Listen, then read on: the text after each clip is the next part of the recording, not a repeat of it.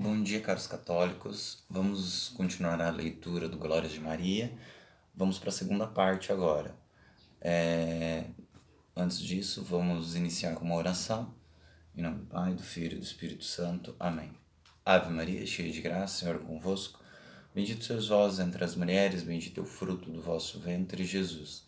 Santa Maria, Mãe de Deus, rogai por nós, pecadores, agora e na hora de nossa morte. Amém.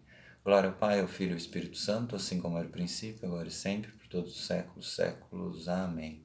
São Afonso de Ligório, rogai por nós. Em nome do Pai, do Filho e do Espírito Santo. Amém. Lembramos também que os capítulos dos livros estão na descrição, bem como tem uma playlist com todas as leituras anteriores. Então vocês podem estar acessando e vendo por aí, né? E aí a gente vai agora continuar a leitura. Discurso sobre as 7 festas principais de Maria.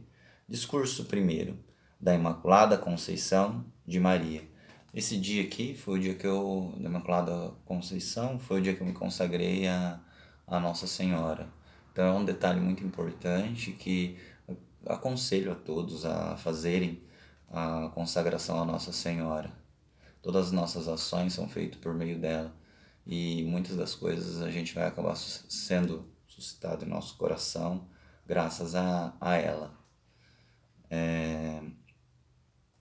Como se conveniente a todas as 3 pessoas divinas preservar Maria da culpa original.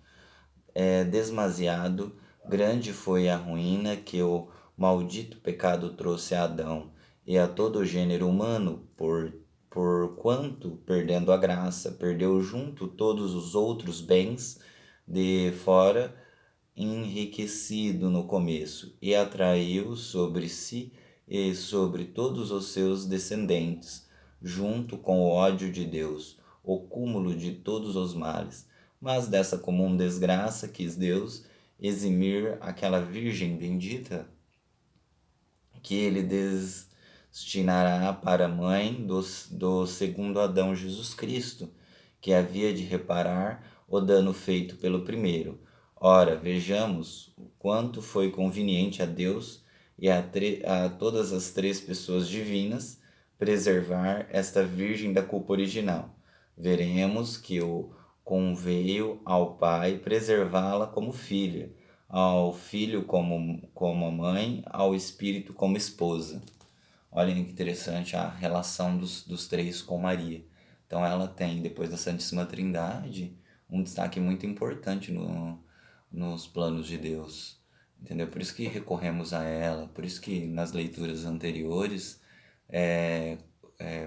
o São Afonso de Ligório mostra a importância da devoção de Maria, porque se a Santíssima Trindade tem tanto apreço por ela, imagina nós. Deveríamos ter muito mais, entendeu? Buscar muito mais Nossa Senhora, porque precisamos dela por sermos pecadores, bem como no aspecto anterior que foi lido.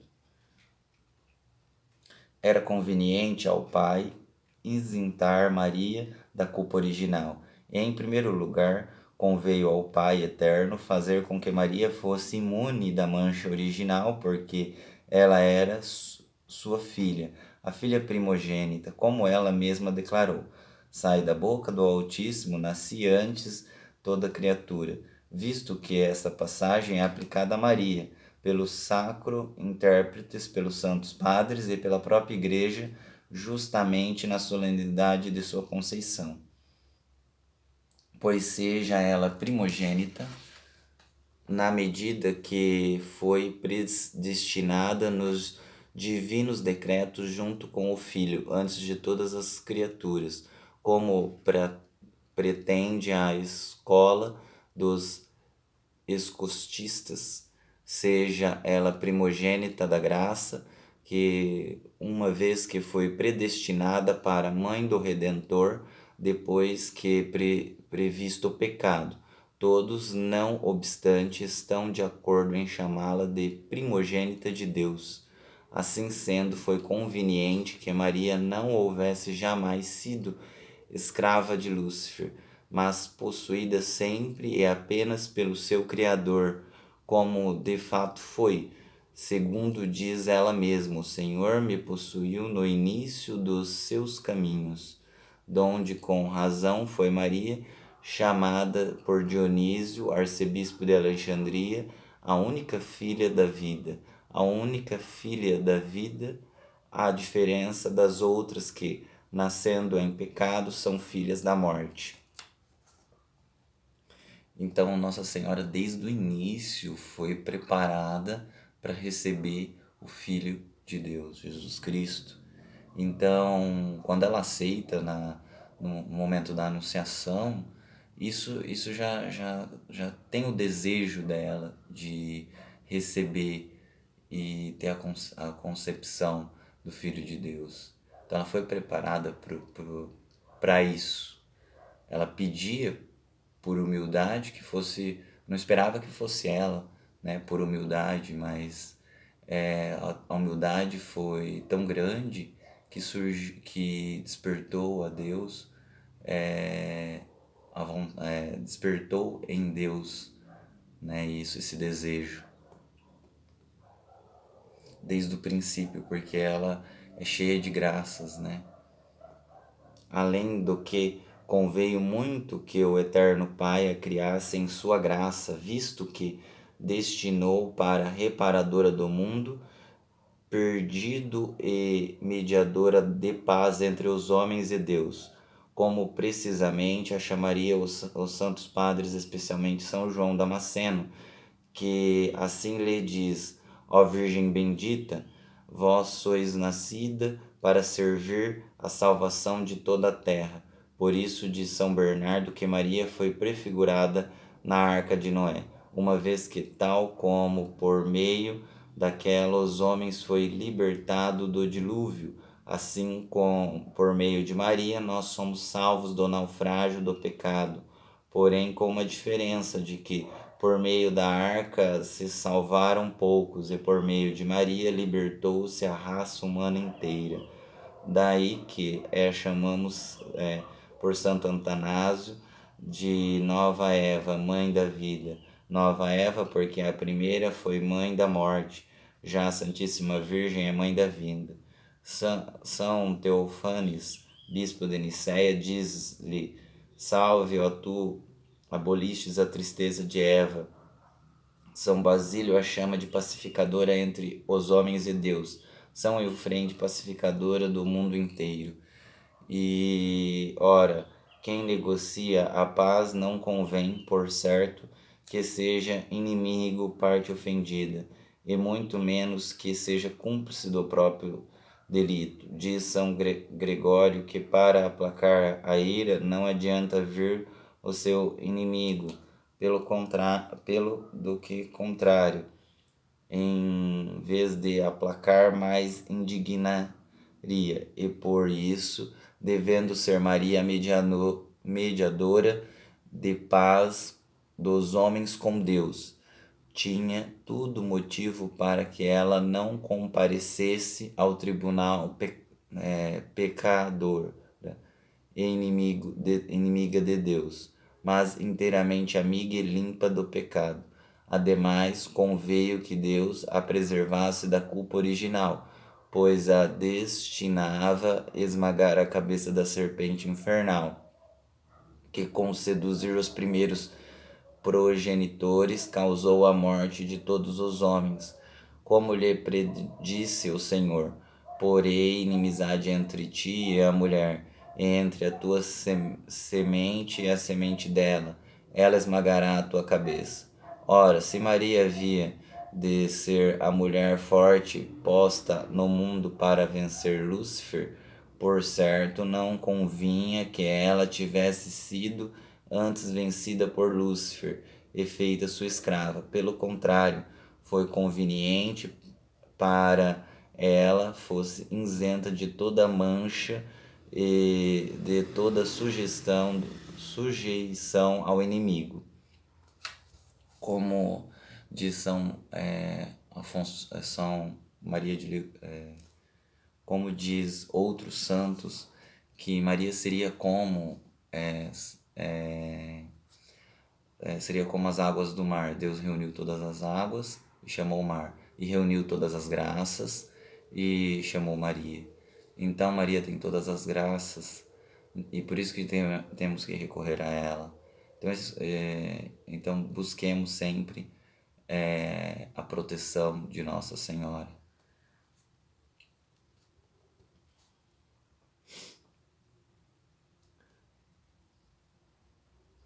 Buscou o soberbo, tal como já infectará pelo seu veneno toda a raça humana. Também assim infectará a alma puríssima dessa Virgem, mas seja sempre louvada a divina bondade, que previu para esse fim com tanta graça que, permanecendo ela livre de toda mancha de culpa, pôde assim abater e confundir a sua soberba, como diz Santo Agostinho, ou quem quer que seja o autor do comentário ao Gênesis. Se a cabeça do pecado original é o diabo, tal cabeça Maria esmagou, porque nenhuma sugestão ao pecado teve acesso à alma da Virgem, e por isso foi ela imune a toda mancha. E mais claramente São Boaventura, ela é conveniente que a Santíssima Virgem Maria, por meio da qual nos livramos da desonra do pecado original, vencesse o diabo de modo que ele não sucumbisse nem o mais mínimo que fosse.